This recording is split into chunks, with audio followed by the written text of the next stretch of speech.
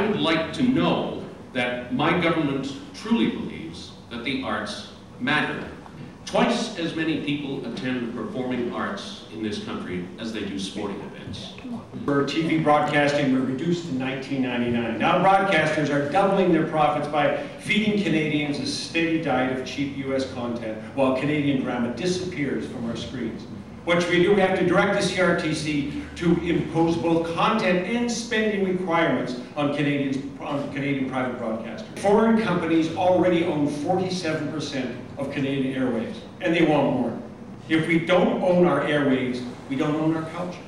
Keep current levels of foreign ownership at our airways to ensure that Canadian controls our broadcasting industry.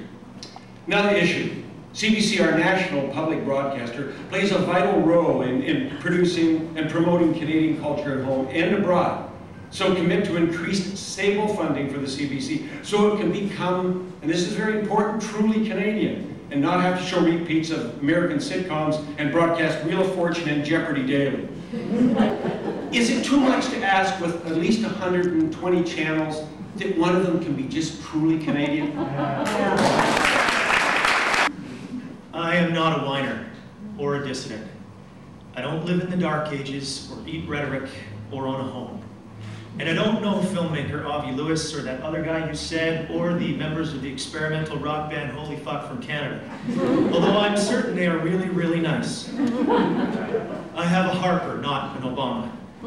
Je parle anglais, je parle français, mais je ne parle pas américain. I pronounce it prom art, not pro-mart. I want to proudly sew my country's flag on my backpack again. I believe in the agriculture and forestry sector, although the arts contribution to the GDP was more than double in the last year for which figures are available. I believe in freedom to choose my entertainment, not censorship, and that the arts are a proud and noble profession. The export of our art is crucial to the development of our industry and country. Canada should be second to none. The first nation of arts and culture, the best part of North America. My name is irrelevant. I am a Canadian artist.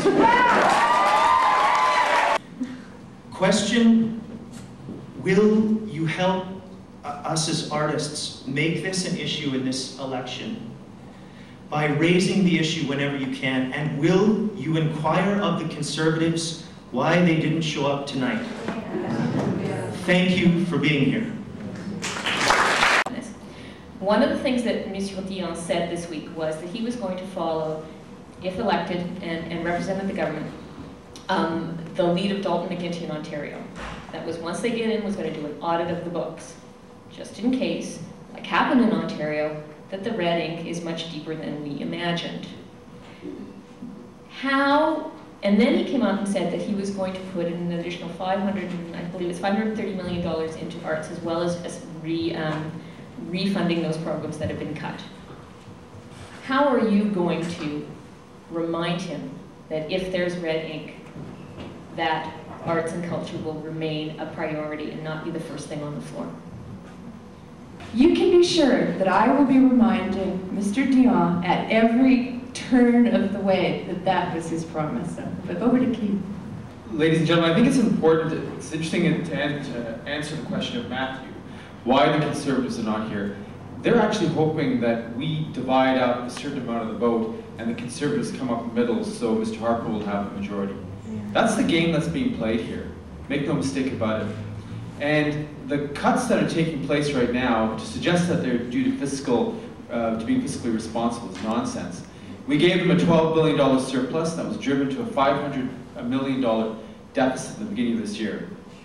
So this has got nothing to do with being fiscally responsible. This has got to do with changing the vision of the country as we know it. This has got to do with changing the vision as Mr. Harper sees it, not what the people of our country want it to be. And that's why we're in a fight of our lives. That's why we're in a fight of the future of our country and the country that we want. In terms of the financing that you asked, Mary, we have to be fiscally responsible. We are not going to go into a deficit situation. The arts will be a priority, but to be honest with you, there are a lot of priorities.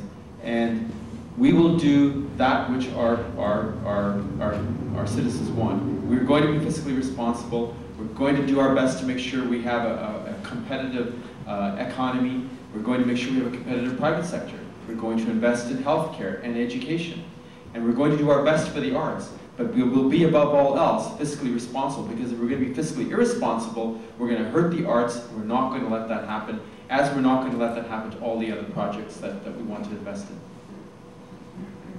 in. That I think one of the secrets to ensuring that the arts is a priority is to underline that it is mainstream.